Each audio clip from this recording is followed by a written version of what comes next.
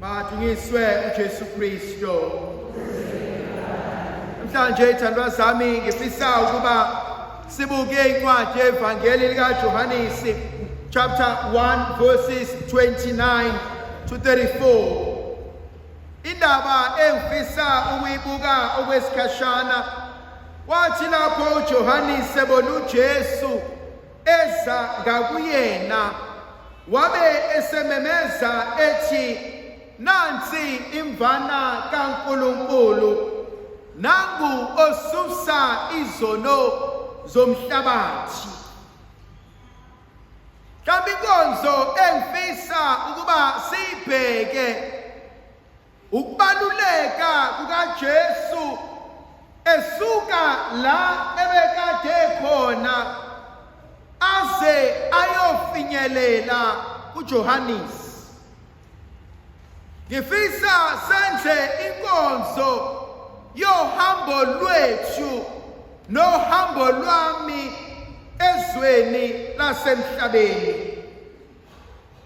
Ensukwini nasemasontweni adlule ngike ngakhuluma ngokuthi impilo yomuntu ifana nomuntu ophambi kwentaba. Abanye baseqaleni kwentaba, abanye baphakathi nendawo, abanye sebesesiqongweni, abanye sebeyehla, kodwa ekwehleleni kwabo abaqedanga sebezoqala okunye.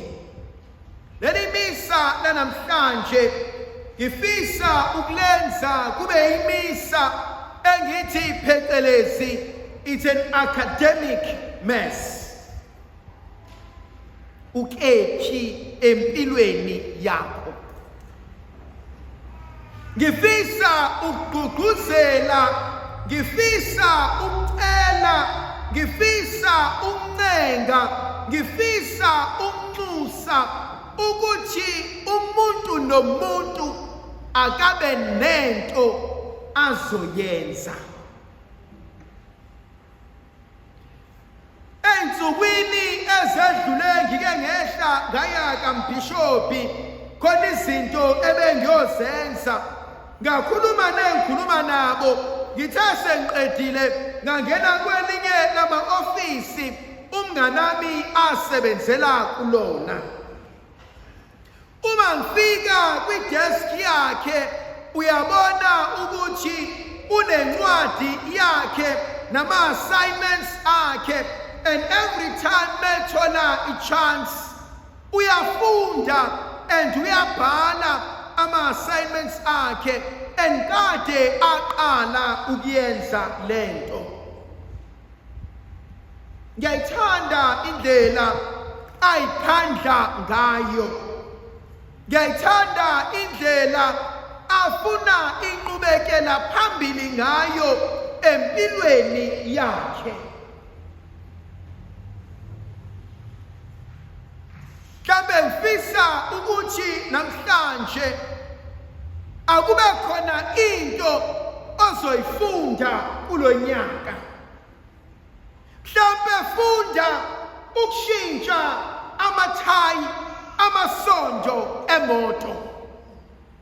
Mhlawumbe funda ukushintsha iglobe yakwakho. Mhlawumbe sondela kumuntu umbona eshintsha ipayipi eliqhumile kwakho, usondele kuyena mumazi uthi angifune ukuba ungikhokhele kodwa ngicela ukuhamba nawe ngibone kwenze njani. Wayeye athi ugogo noma ngathiwa ikuphi okubi umuntu akwenzile ubokhumbula okuhle ake akwenzela kona. Ngiyakholelwa ukuthi imfundo akekho oyoke akuphe yona. Uma sewufundile ukwenza into akekho ongakuphupha yona.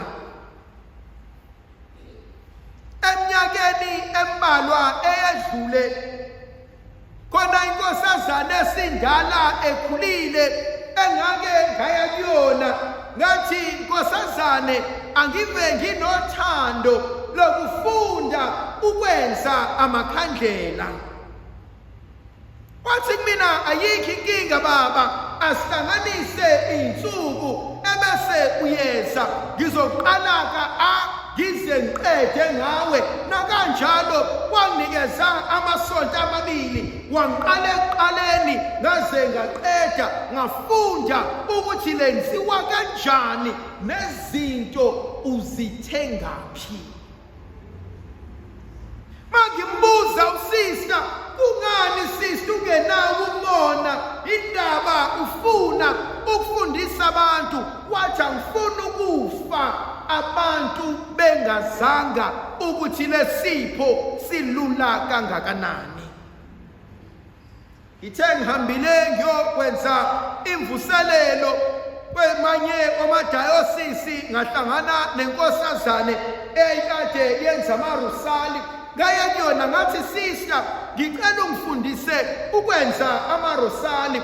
Wangishiya iy'nsuku ezimbalwa, wabuya ngolwesithathu esethenge yonke isethi. Wathi asiqaleni baba, wathi soqala silenze. Wangifundisa, wathi ngiqalwa kanje, wathi ngiqedwa kanje, wathi mawufuna izinto hamba oyithengela lapha nalapha nalapha. Isibusiso sokuqala uNkulunkulu asinikeza sona, isibusiso somsebenzi. Umhlaba, ngike ngahamba ngaya eMthatha ngiyokwenza imvuselelo. Mangiqeda ukwenza le mvuselelo, kwakhona amabrother nofata abangimemayo ngizoba nabo, bese ngihlala nabo bangikhombise lodwa lamaplazi abo. Ubrother ngalelo langa wayekade eyodayisa ingulube ezu-45, same day ziyahamba zonke. Athi ubrother engimemile ngelinye ilanga ebusuku bedla ibhrayi, athi asikho isidingo sokuthi sibangukudla.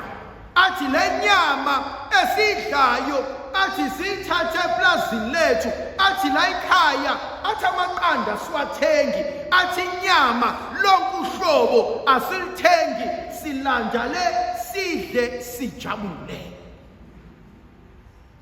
Angisho ukuthi bonke abantu ababe ama-academics, angisho ukuthi bonke abantu ababe odokotela, ababe onjiniyela, ababe no.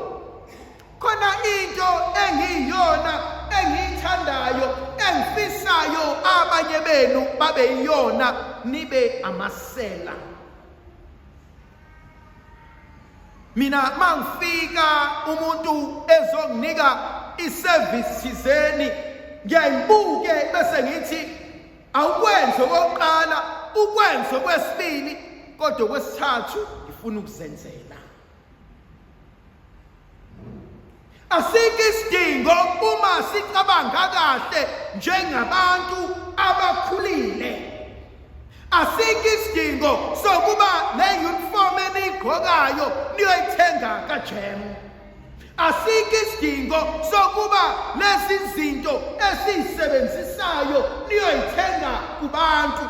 Sizobuyela ey'koleni, asikho isidingo sokuba i-uniform yabantwana niyomela ujemu kugcwala ulayini, abantu bashayiswe ziy'moto, nikhona ninezandla. Asikho isidingo salokho. Asikho isidingo sokuba nizobabona omama bazongilethela all the cleaning material. Asikho isidingo sokuba nize niyokuthenga. Nihlulwa yini ukuzenzela okwenu? Iyakwazi ukwenzeka insipho, ayicathake ezulwini. Iyakwazi ukwenzeka i-toilet paper, ayicathake ezulwini. Kunezinto esingafunda esingakwazi ukuthi lokhu kwenzeka kanje andingakwazi ukwenza. Angenze umzekeliso olula. Kusukela ekseni uze kube imanje, engqondweni yakho mhlambe namhlanje isonto ke mhlamba sikadla sikenzi lutho asathatheni nje ngoyinsuku ejwayelekile sizodla sivuka ekseni sidli breakfast amaqandu wathathaphi isinkwa usithathaphi imajarini uyithathaphi okuphuzwayo uthathaphi sambeni futhi siyoxupha siyogeza ezinye zezinto asidingi kuba sizenze thina ngezandla zethu kodwa you can always buy in bulk ebese uyabeka uphethe kancane ukudistribute ebese ukwazi ukudayisela abanye abantu. Ngicela ukubuza kungani thina sihlulwe yilaba abakama ngesandla ngoba bona bayathatha bathenge in bulk and the more you buy in bulk kuba cheap ebese uphetha kahle ebese wenza into ofakela kuyona ibe yinhle ibe attractive ebese iyonikeza abantu bathenge. Mina ngike ngathuka ukuthi abantu babukela phansi uBoxer bancamela ukuyothenga ka Pick n Pay kodwa uBoxer no Pick n Pay into eyodwa kodwa inkinga yakhona loyu lapha nanomunye ulena. Ngike ngathuka abantu behlanya ngogqoka izinto zakaHulwezi kodwa izinto zakaHulwezi zithungwa umama thizeni esemzini wakhe nobaba thizeni esegarage maqedana alethe kuwena mawunqabile uHulwezi bese siyagqoka la ngathizeni omunye umama uye esitolo athenga ko Shoprite kulezi zitolo ko Check Safe athi meqeda athatha iplastic nabona lezi ikhome ezinhle ezimnyama zakoHulwezi afake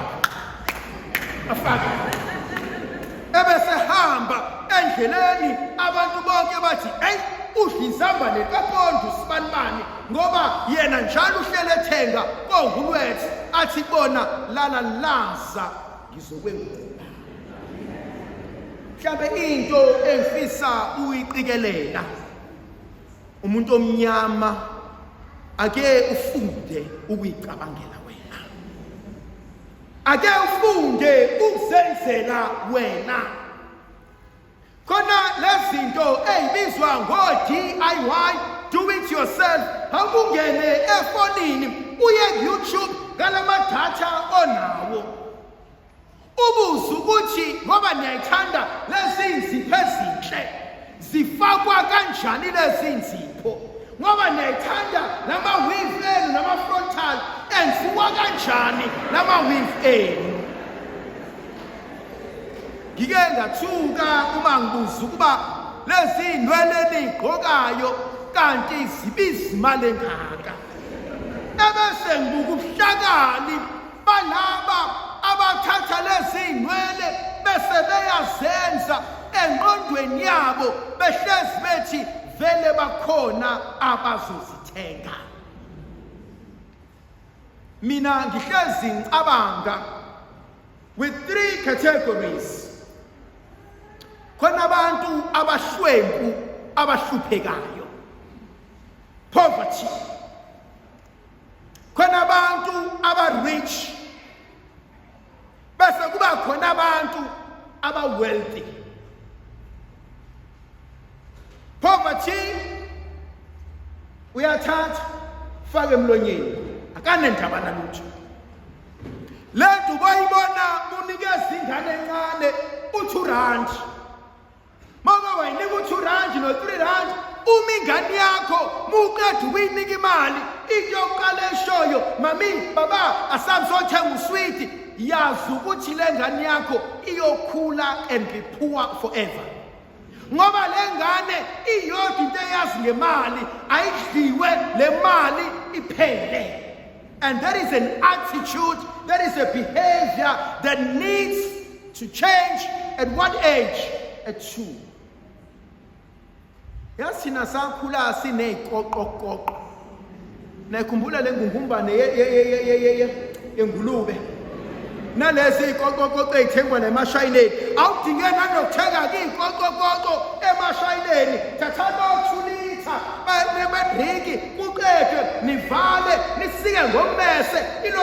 ungafakile ingane. Teach umntwana how to invest. Khona into engiyikholelwa kuyona, ingane misinemali bese uthi kuyona mntana yini oyifunayo, athi umntwana ngicela ukuthi bese uthenga leli, lethi imali onayo ngizokuhlangabeza ebese siyathenga leyo ngane. You teaching him or her a sense of pride, ngizithengele ngemali yami. Poverty is a behavioral problem. Bese kuba khona aba-rich. Aba-rich, i-relationship yabo nemali, mabebe nemali, bafuna ukuba nemali ukuze bakwazi ukuvakasha, benze izinto ezinhle, bajabule, benze konke abakufunayo. That's a rich person. I don't want to be rich. A wealthy person uba nemali, athe senemali ebese ibuza, what can I do ukuze le mali enginayo ingizalele enye imali, ezingizalele enye imali ngibe ngikwazi ukuphila comfortably. That's a wealthy person. A wealthy person talks about financial generational blessings. A wealthy person talks about financial legacy. A wealthy person says, enginakho angifuni uqedwe izingane zami, angifuni kudliwa abazukulu, ngifuna kube khona for time in memoria. Sengiyathula, umuntu ongumzali ohlakaniphile awushiyi ikhaya njengefa, ulishiyela abantwana bakho. Never ever make a mistake yokubhala ikhaya uthi ngilinika osibanibani. One day we need a lawyer ezofika is-encourage, thatha i-family house, thatha all the valuable assets, put them in a trust, then abantwana ba-benefit kule trust. Ngoba uzonika lezi ngane kufike thina emgulukude kwabashu, ngoba ngiyamazi uma wakho, ngiyamazi baba wakho, bese ngimlalisa ngolimo, bese uyalala nawe, bese ngifike ngihlala lakini ngimnakekela uma wakho, kwazwa nekhe kuma, kwazwa kwenza ukuthi noma abhala uma, ashintshe amawili uma, ashona uma, indoda ebizogada uma, isiqoshe sonke ekhaya. Sengiyathula, kulabo abasomathandweni, thandanani kodwa ningathandani ngezinto zabantwana benu. Musukuthanda indoda ngekhaya, musukuthanda indoda ngepension, musukuthanda inkosikazi ngokuyikhomela, uthathe obezonikwa isizukulwane uyosinika umgulukudu ongamazi. Ndlovukazi Yesu la ibenathi isibusiso isivikele isikhanyisele, uyise nendodana nomoya ocebileyo.